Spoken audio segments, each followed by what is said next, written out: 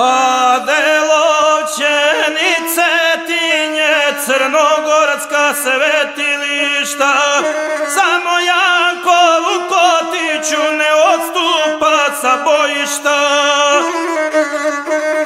Na dan kad se Hristos rodi u snijegu i u ledu, on sa svojom divizijom još vjeruje u pobjedu. A pobjeda za njih znači izdržati bar 3 dana, dok odstupe srpske trupe Albanijom do Jadrana. Crnogorci Božić slave, a Natari Švabe stoje, dok Badnjaci gorijahu, Serdar borce hrabri svoje. Mi moramo izginuti, vojnicima svojim reče, znajte da je sinoć bilo naše zadnje Badnje veče.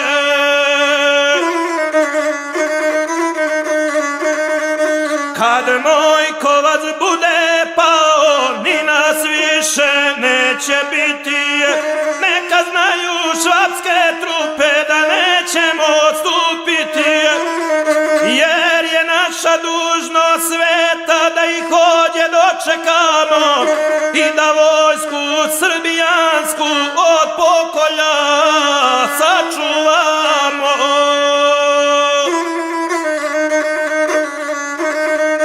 Kad Vukotić ovo reče, na noge se vojska diže, a kapetan Đurišiću komandantu priđe bliže.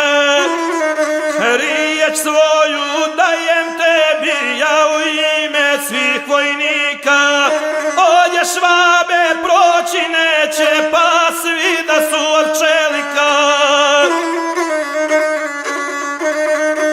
I 3 dana Crnogorci ginuli su bez uzmaka, je li iđe više bilo takvih ljudi i junaka?